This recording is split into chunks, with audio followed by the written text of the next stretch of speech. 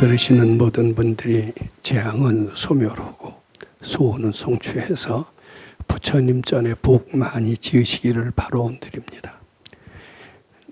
오늘도 지난 시간에 이어서 건강한 사회인이 되는 건강경 해설 두 번째 시간이 됩니다.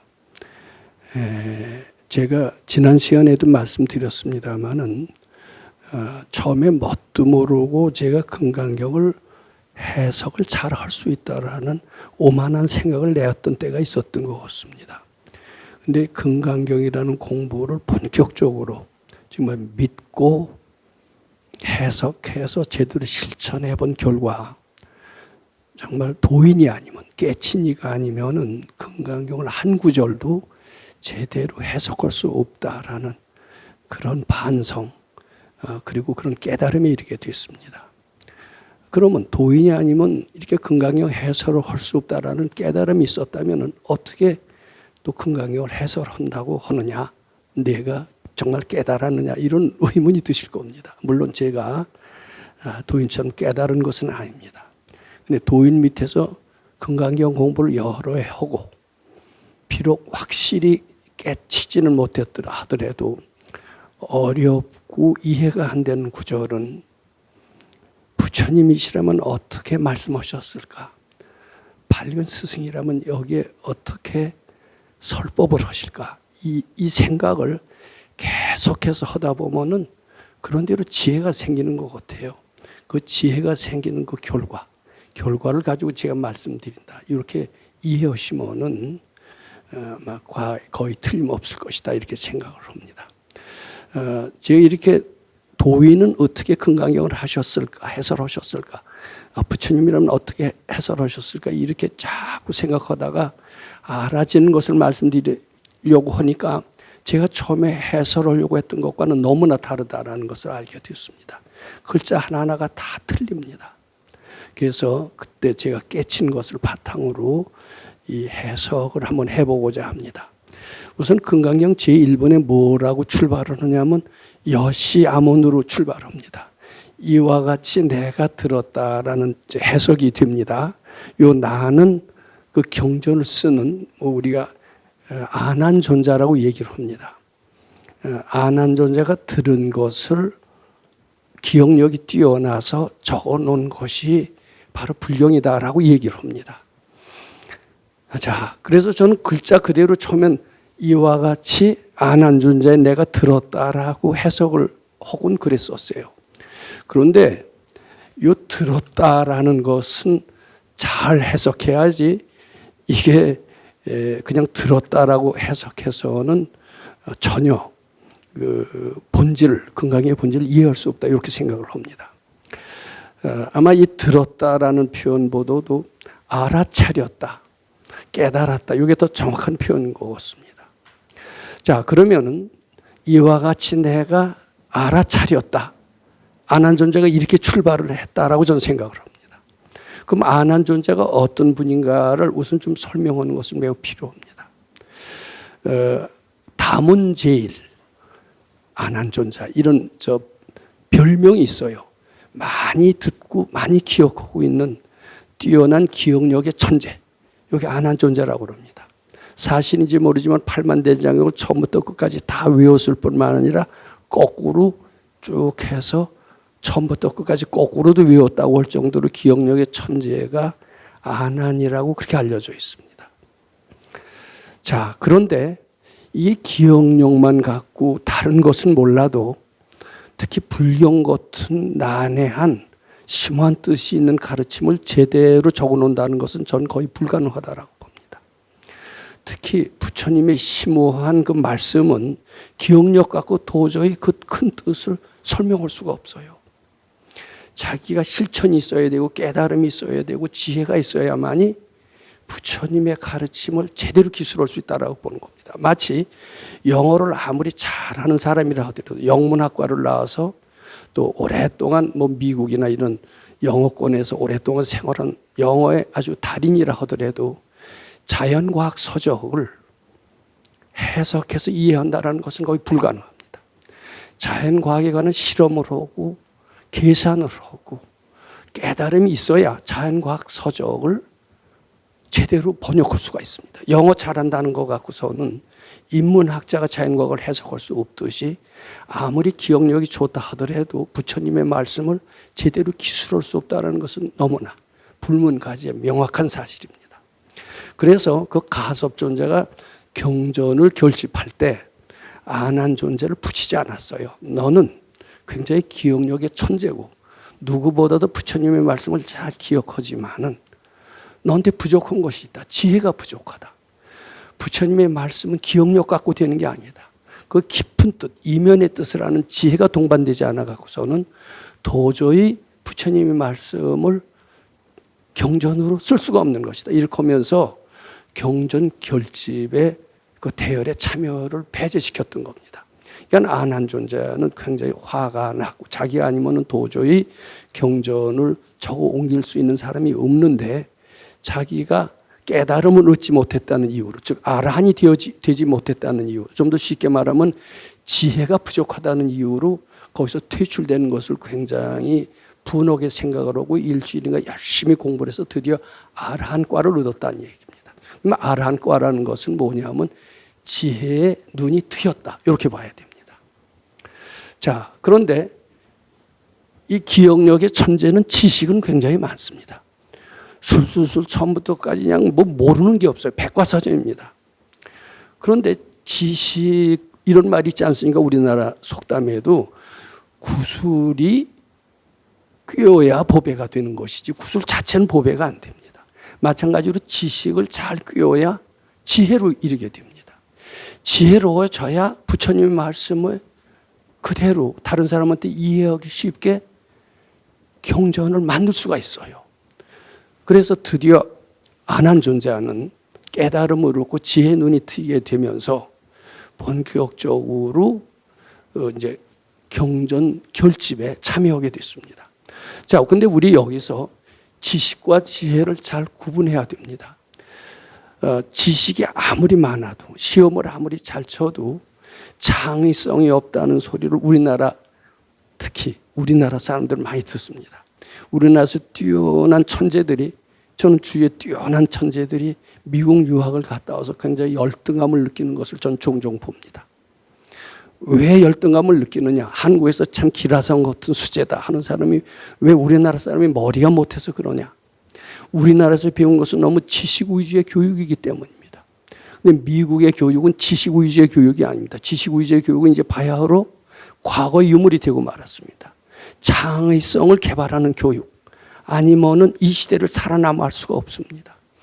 그런데 그 창의성 위주의 교육에 우리나라 천재들이 당해 나가지 못하니까 열등감을 느끼고 한국으로 돌아오고 마는 겁니다. 그래서 아직 우리나라에는 노벨 과학상을 받은 수상자가 한 사람도 없게 되는데, 즉 창의성이라는 게 바로 지혜입니다. 그런데 지혜는 아무리 지식이 많다고 지혜가 되는 것이 아니거든요. 우리나라에서도 지금 본격적으로 대학에서는 지식교육은 이제 구시대의 유물이다. 본격적으로 지혜교육을 시키게 된다. 특히 4차 산업혁명 시대에서 많은 전문가의 역할을 인공지능이 대신하는데, 인공지능이 대신한다는 것은 지식교육으로 익숙한 전문가 역할을 인공지능이 다 대신한다는 겁니다.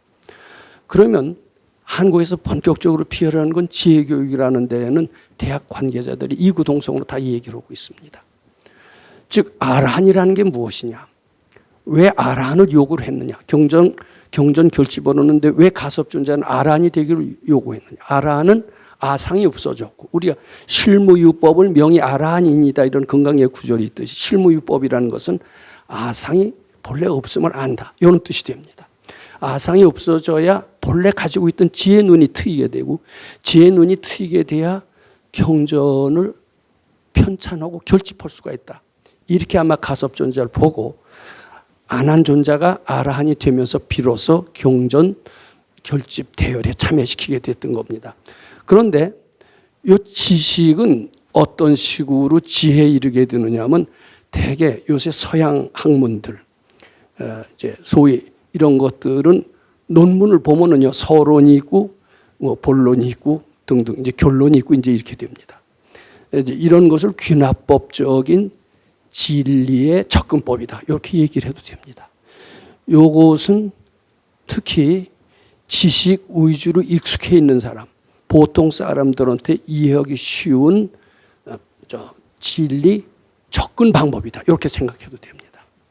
그런데 소위 깨친 이, 지혜로운 이는 서론이 없어요. 처음부터 결론으로 다 들어갑니다. 지난 시간에도 제가 연역법과 귀납법의 차이를 말씀드린 적이 있습니다만 지혜로운 이는 처음부터 서론이라는 게 있을 수가 없습니다. 처음부터 핵심이 다 들어갑니다. 예를 들면 우리가 의상 스님의 법성계 같은 거 보면 처음에 어떻게 출발합니까? 법성, 원흉, 무이상 이렇게 나가요. 그건 처음부터 결론, 한마디에 서론, 본론, 결론이 다 들어가 있습니다. 자, 이게 바로 동양 학문의 특성이기도 하고 지혜로운 이가 말하는 지혜로운 이의 표현 방법이기도 하고요. 서론 뭐 이렇게 해서 절대로 접근하지 않는다. 이런 것을 알아야 됩니다. 그래서 제가 지난 시간에도 말씀드렸습니다만은 금강경 1분이 서론이 아닙니다. 금강경 1분에 금강경 전체의 뜻이 다 들어있다. 이렇게 봐야 됩니다. 금강경 2분도 역시 서론이 아닙니다. 그리고 서론에서 본론으로 접근해 들어가는 이런 방법으로 금강경을 이해해서는 우리는 서양 학문에 너무나 익숙해 되어 있기 때문에 뭐 1분, 2분은 서론이다. 뭐 3분, 4분은 뭐 본론의 시초다. 그리고 핵심 내용은 뭐 금강경 10분이다. 뭐 이런 식으로 해설하는 수가 많이 있는데 과거의 지혜로운 이들은 절대로 그런 식으로 금강경을 해설하지 않았습니다. 과거의 지혜로운 이들은 금강경 1분에 금강경 전체의 뜻이 다 있다고 그렇게 해석을 했습니다. 그런데 금강경 1분에 다 전체의 뜻이 다 들어있다라고 말씀을 하셨지만은 지금 시중에 나와 있는 금강경 해설서를 보면 금강경 1분은 논문의 서론의 부분에 관한 것밖에는 안 써 있어요. 그럼 어떻게 하면 금강경을 제대로 해석하느냐 하면 금강경 1분에 금강경 전체의 뜻이 다 담겨 있다라는 해석을 해야만이 금강경을 제대로 해석하는 것이다. 이렇게 저는 생각합니다. 그래서 오늘은 참 외람되지만 금강경 1분을 통해서 금강경 전체 뜻을 다 담기는 해석을 해보고자 합니다. 이제 이런 생각을 하세요. 건강한 사회인이 되는 금강경 해설 이런 제목을 잡았습니다마는 건강한 사회인이 되는 금강경 해설은 아마 1분에는 없을 것이다. 1분, 2분 쭉 가다가 아마 금강경 10분쯤 가서 본격적으로 부처님께서 하시고 싶은 말씀 건강한 사회인이 되는 길이 아마 말씀이 되어질 것이다. 이런 생각을 하기 쉽습니다. 아닙니다. 1분부터 건강한 사회인이 되는 길을 분명히 얘기하고 있다라고 저는 생각을 하고 그렇게 해석해야만이 금강경을 제대로 해석하는 것이다. 이렇게 이해하시면 틀림이 없습니다. 자, 그러면 이제 불을 한번 따져봐야 됩니다. 이 불을 거명했습니다.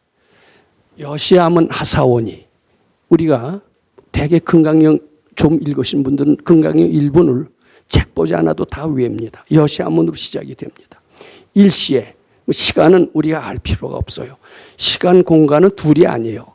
공간이 변화할 때 시간 개념이 존재합니다. 그런데 일체가 움직이지 않는다면 시간 개념은 존재하지 않습니다. 즉 시간은 공간의 종속 변수다. 이렇게 이해하면 됩니다. 그래서 시간을 따로 기술할 필요가 없어요. 공간만 잘 적어놓으면 되는 겁니다. 자, 근데 제일 먼저 불이라는 등장이 나옵니다. 이게 매우 필요합니다.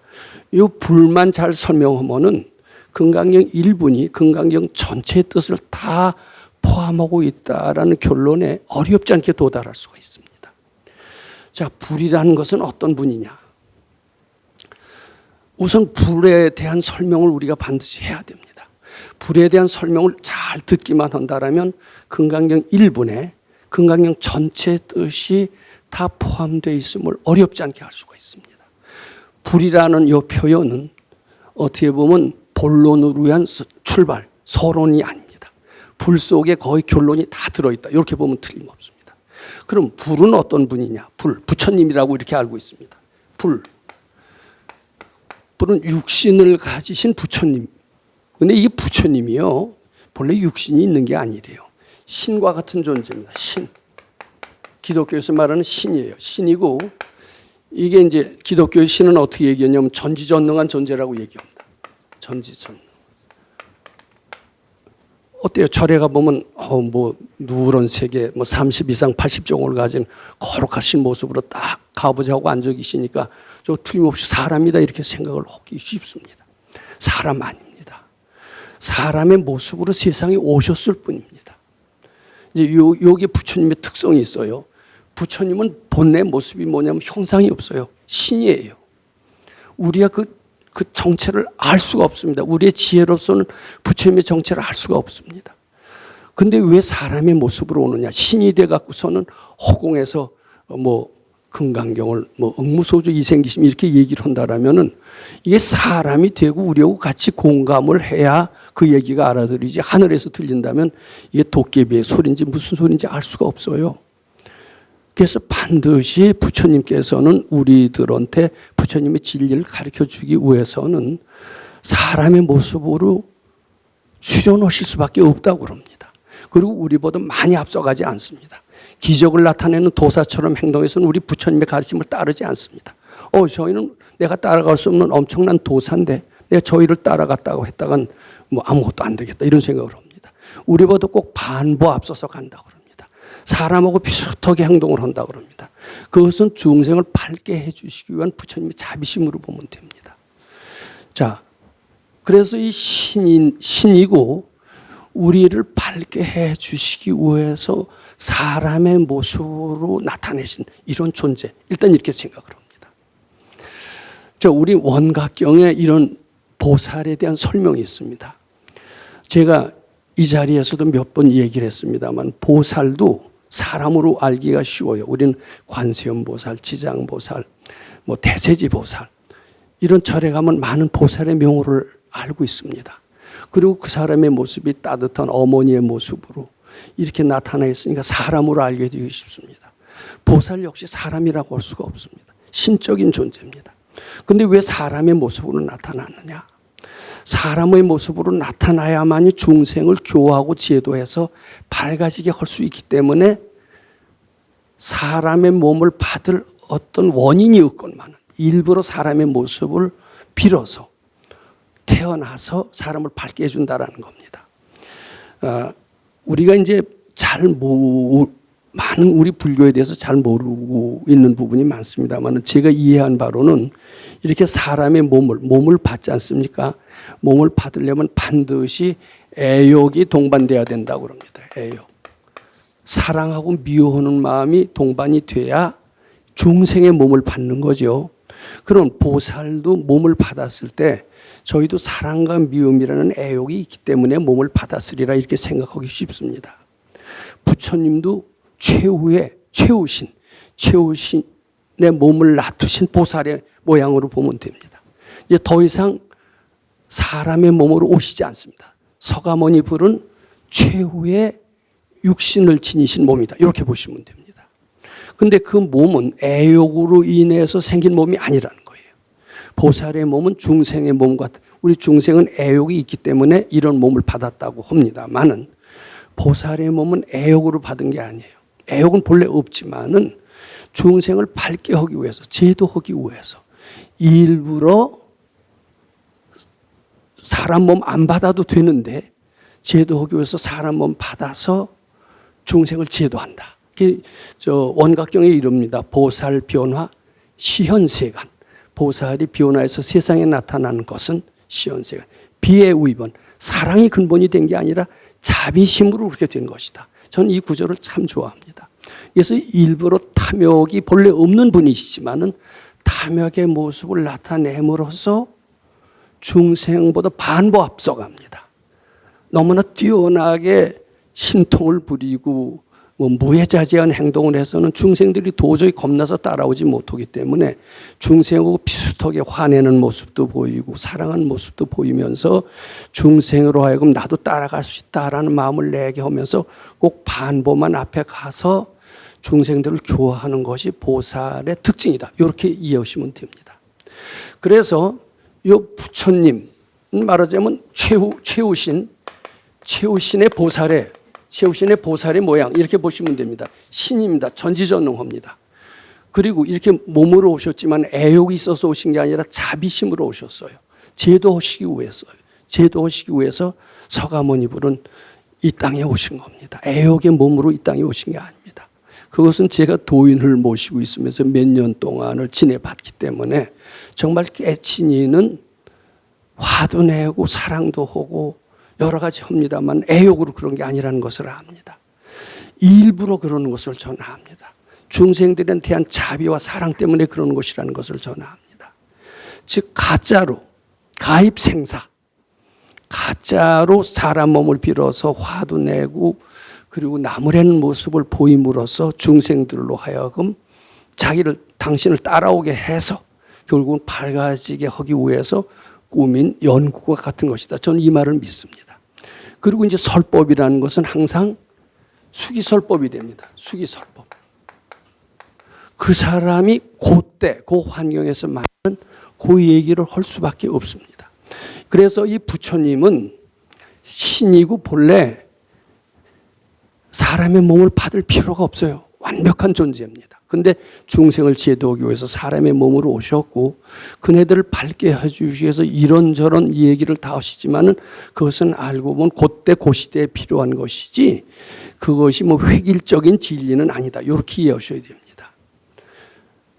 이제 우리가 잘못 알게 되면 마치 마호메트 십자군 전쟁이 일으키듯이 우리는 다른 가르침이니까 이렇게 서로 싸울 수밖에 없다. 많은 기독교 신자들, 특히 기독교 신자들은 절에 와서 부처님 불상에다 대고 회부를 하는 행위가 있는데 그것은 불교의 가르침과 기독교의 가르침이 완전히 다르다. 불교는 우상의 가르침을 따른 가르침이라고 잘못 아는 데서 비롯됐다는 겁니다.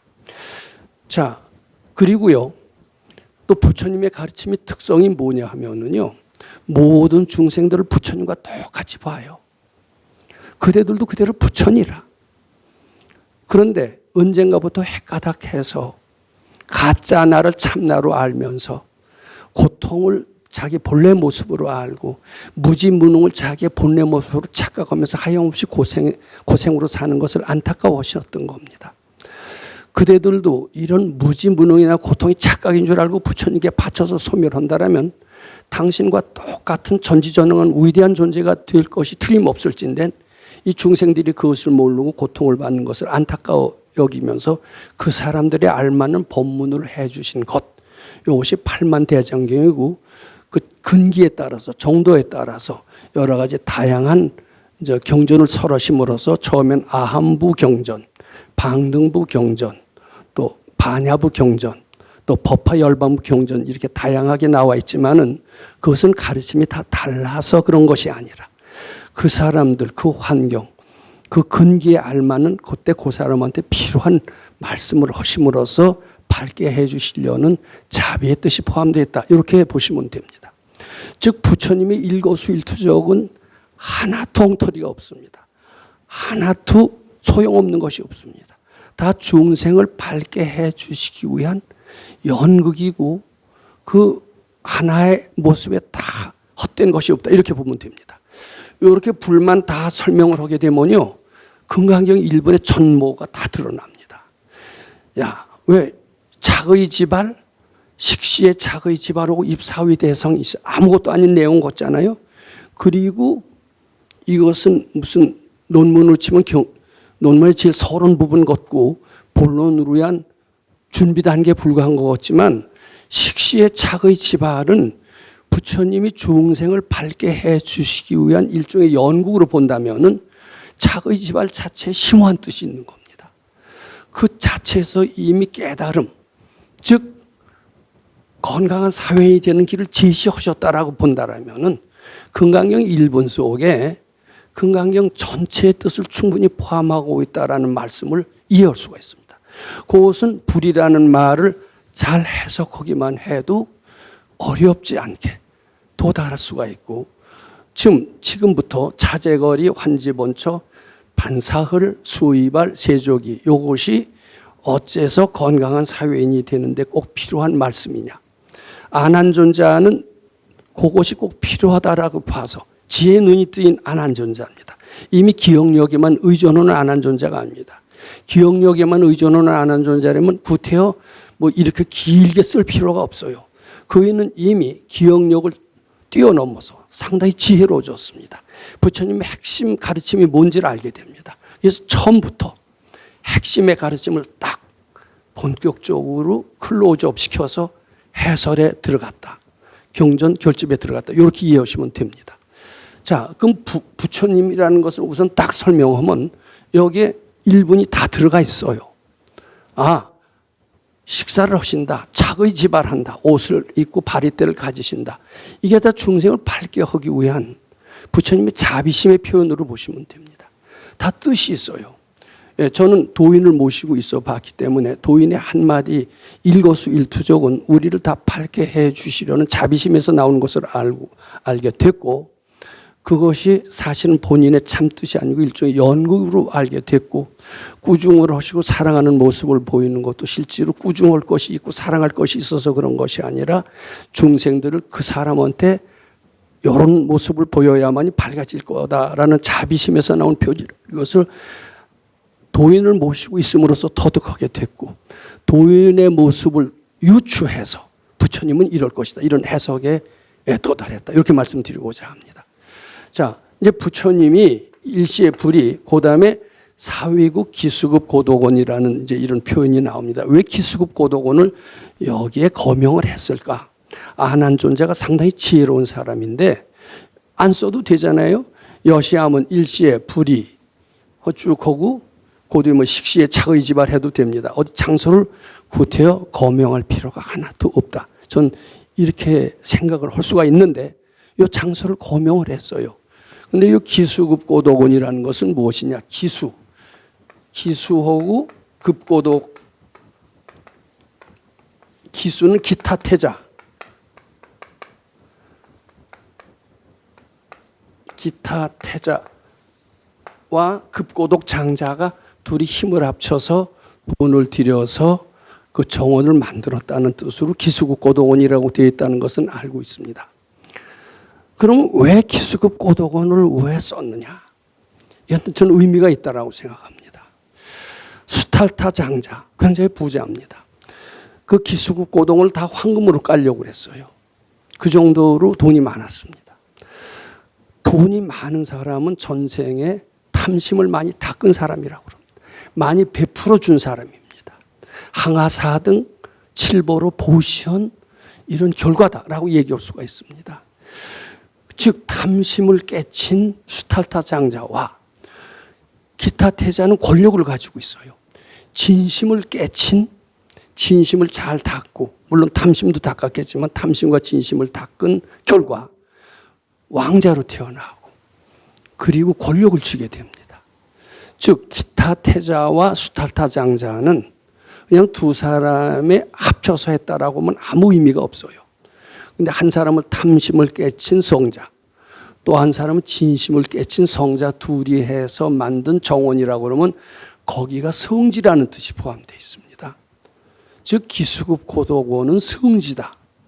그리고 요 한층 더 나가서 부처님은 아무 데나 머물지 않습니다. 부처님이 머무시는 데는 반드시 성지입니다. 자, 우리나라에 그런 말이 있어요. 기린주처 시명당, 이런 말이 있습니다. 우리는 풍수지리 하는 사람은 어디가 명당이냐를 많이 찾습니다. 풍수지리상 어디가 명당이면 거기다 산수자리를 기쓰고 쓰려고 합니다. 이 풍수지리학이 되게 발달한 시절에는 산수 뺏기 전쟁이 일어났던 때가 있었던 것 같습니다. 그런 정도로 풍수지리에 대해서 우리나라 사람들은 특히 굉장히 민감한 것 같아요. 근데 그 집터라는 게 정말 있는지 전 뭐 그걸 잘 모릅니다. 근데 이런 말은 또 있어요. 복진 사람이 있으면 그게 명당이라는 거예요. 이건 전 이해가 갑니다. 부처님처럼 복 많이 주신 분이 어디 있습니까? 부처님은 아무 데나 머무르지 않습니다. 여기는 상서로운 기운이 서려 있다라고 할 때 머무십니다. 상서로운 기운이 서려 있지 않고 음산한 기운이 서려 있다면 절대로 도인은 그 자리에 머무르지 않는다고 합니다. 도인이 머물었던 자리는 우리가 길이길이 기념을 하고 보존을 하려고 그리고 그렇게 합니다. 그리고 그 자리에서 공부를 하면요, 공부가 굉장히 잘 돼요. 저는 제가 몇 번 말씀드렸습니다만 백 박사님이란 그 도인이 계신 자리가 소사에 있었습니다. 소사를 떠나서 뭐 세상을 떠났습니다만 그 소사라는 자리를 몇 번 제가 가봅니다. 가보면 마음이 고요히 쉽니다. 역시 도인이 계신 자리는 누가 보더라도 거기는 좌청룡 우베코도 없고 뭐 길지 걷지도 않고 뭐 보통 평범한 야산에 불과한데 거기 가면 마음이 고요히 쉬어요. 근데 잘 알고 보면 역사적으로 어떤 도인이 머물었던 장소라고 하는 얘기도 들었습니다. 이게 말하자면 성지입니다. 성지에서 공부해야 밝아질 수가 있다고 그래요. 공부하던 자리, 마음 닦던 자리 헛되지 않습니다. 그게 성지입니다. 또 부처님은 반드시 그런 데만 머물지 음산한 기호 있는 데는 아예 가시지도 않습니다. 그래서 그 나홍 스님이 이제 저기 우리 어디로 가서 돌아가셨는지 신력사에서 돌아가셨다고 알려져 있는 신력사 돌아가는 게 용문산을 봤다는 겁니다. 근데 용문산을 딱 보면서 신으로 딱 용문산을 가렸다는 얘기가 있어요. 용문산에서는 어딘지 음산한 기운이 흘러나오면 아마 느끼셨다는 것 같아요. 근데 실제로 용문산에서는 백백교라고 하는 사교가 번성을 했고요. 그 뒤로 많은 사교들의 소굴이 되었던 적이 있었다고 합니다. 즉 도인은 음산한 기운, 밝은 기운을 잘 합니다. 음산한 기운을 피해가면서 밝은 자리에 머무르고 부처님이 계셨던 자리에는 후학들이 와서 공부를 하면 아마 상당히 밝아질 것으로 믿습니다. 그러니까 이 장소를 기록을 해두는 것은 매우 필요합니다. 기록을 해두고 여기 와서 공부해라. 경전에도 이런 게 나옵니다. 부처님이 계셨던 8가지 성지를 기억을 해라. 8대 성지를 기억만 하면은 기억하는 것만으로도 그대들은 마음에 안정을 얻어서 밝아지리라. 이런 얘기가 있어요. 그러니까 이 기수급 고도곤이라는 단어는 그냥 막 쓴 게 아니에요. 꼭 필요한 얘기고 이런 데 와서 공부해라. 이런 뜻이 포함되어 있습니다. 그런 밝아지리라 하는 뜻이 포함되어 있습니다. 건강한 사회인이리라 이런 뜻이 포함되어 있습니다. 그렇기 때문에 기수급 고도곤을 꼭 했던 겁니다. 저는 기수급 고도곤에 가본 적이 있었습니다. 그런데 저희가 가긴 뭐 얼마 전만 하더라도 기수급 고도곤은 완전히 황폐가 되어서 거기가 기수급 고도곤인지 아닌지조차도 모를 정도로 완전히 황폐화되어 있었는데 이제 언젠가 그걸 발굴하고 보니까 뭐 아쇼카 룸비니도 처음에 룸빈인지 아닌지 몰랐다고 그래요. 근데 나중에 보니까 이제 룸빈이라는 부처님의 탄생지라는 아쇼카 왕의 그 시몬은 뭐가 있어요. 그걸로 이제 룸빈이를 발견했는데 이건 많은 힌두교나 마호메트교 신자들에 의해서 부처님의 성지가 다 파괴됐던 겁니다. 말하자면 사위국 기수국 고도곤은 부처님이 29안거를 했을 정도로 오래 머무셨고 즉 그만큼 기수급 고도곤이 성지로서의 위력을 드러냈다. 이렇게 보시면 됩니다. 자, 그 뒤에 요 식시 착의 지발 입사의 대성 걸식 요 구조를 왜 썼느냐? 이거 쓸 필요가 없는데 왜 썼느냐? 저는 이것이 쓸 필요가 있다라고 생각하고 이 식시에 아마 그때 인도 사람들은 하루에 한 끼만 먹는 풍토가 있었던 것 같습니다. 식시를 지금 사시라고 해서 11시로 알려져 있는데 하루에 한 끼 먹는 풍토가 돼 있었고 그것을 그대로 따르는 겁니다. 세상 사람들이 그렇게 따르는 것이지 서가열에만 한 끼 드셨던 것은 아니었던 것 같아요. 우리는 보현보살 10대 발언문을 압니다. 10대 발언문 중에 이런 표현이 나옵니다. 항순 중생원. 항순 중생원. 항상 중생의 뜻을 따라라. 이게 보현보살의 10대 원 중에 하나입니다. 부처님께서는 아주 중불나게 진리의 법을 세우시지 않습니다. 중생들이 하고 있는 그것을 그대로 따라 서실 뿐이에요. 우리는 이제 금강경을 읽다 보면 이거는 내 토가 맞다. 네 토는 틀리다 그러면서 바락바락 우기면서 자기 토 쪽으로 끌고 가려고 하는 사람이 있습니다. 이것은 보현보살의 얘기처럼 항순 중생원하고 틀립니다. 그럼 우리 소사에서도 그랬던 것 같아요. 저는 그 뒤로 나와 틀리게 토를 읽어도 항순 중생원을 생각하면서 항상 그 토를 따라갔던 편입니다. 근데 그게 바람직해요. 식시라는 게 그때 인도에 이미 정해져 있는 식사 때 11시가 아마 정해져 있었고 그때 부처님은 신이세요. 밥 비르시지도 않아도 됩니다. 안 먹으셔도 됩니다. 뭐 의상 대사처럼 하늘에서 공양을 받으실 수도 얼마든지 있으신 분입니다.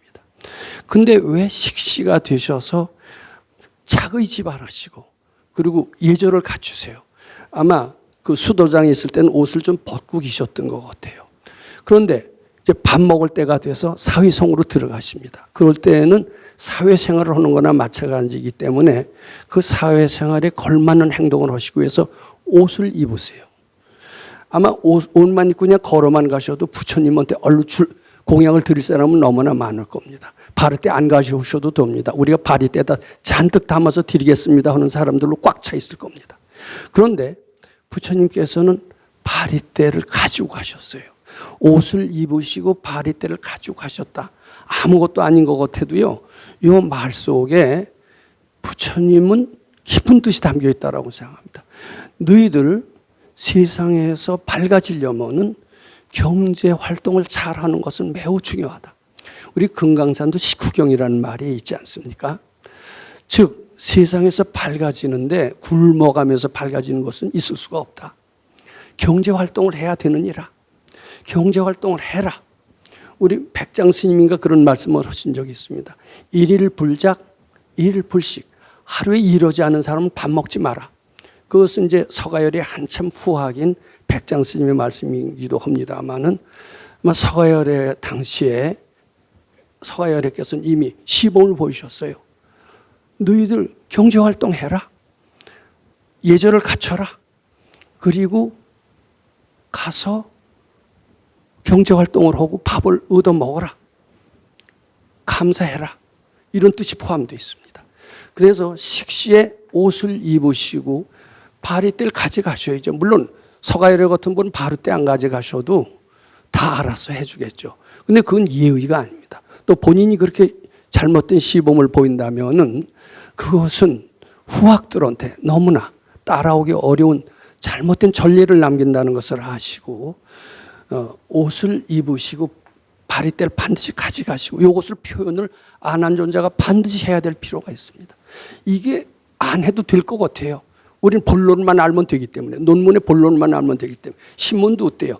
신문 우리가 처음부터 끝까지 다 봅니까? 사설 처음부터 끝까지 다 봅니까? 핵심만 딱 보고 옳지 신문 덮고 마찬가지죠. 그런데 이거는 신문의 사설 보듯이 해서는 안 됩니다. 하나하나에 다 뜻이 있다 이렇게 보시면 됩니다. 그리고 이 경제활동을 하는 장소는 따로 있어요. 사위성은 경제활동하는 장소입니다.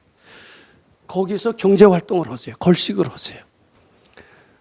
이제 걸식에 대한 얘기가 꽤 깁니다만은 지금 시간이 자꾸 촉박해 오기 때문에 이 걸식도 차례차례 빌어야 됩니다. 그러니까 그 속에는 무슨 마음이 들어있냐면 경제활동을 할 때 급하게 하지 마라. 올라오는 바쁜 마음을 서서히 받쳐가면서 해라.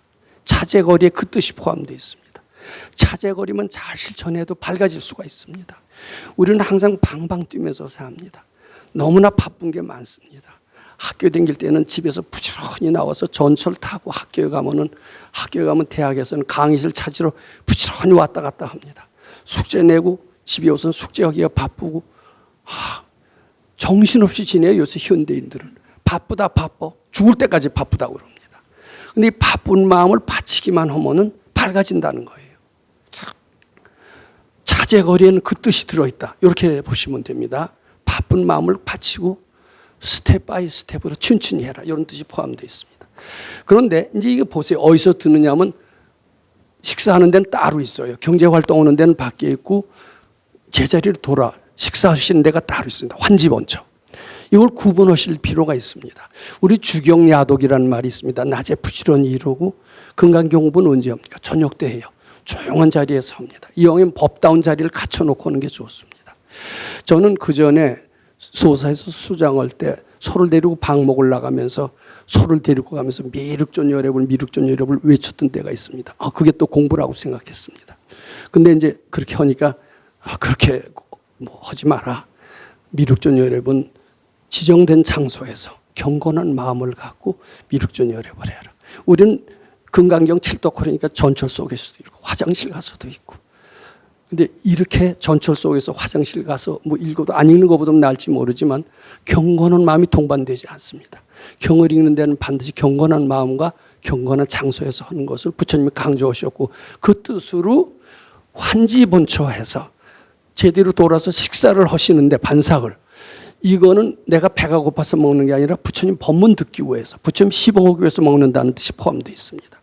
식사를 하시고 수의발, 옷과 바리떼를 거두시고 발을 닦으시고, 그러니까 법문을 들을 때 우리는 뭐 자세도 삐딱하게 듣고, 심지어는 집에서 들으실 땐, 실시간으로 드실 때는 어때요? 발을 탁 뭐 책상에 올려놓고 들을 수도 있습니다. 근데 그렇게 들으면 안 된다는 거예요.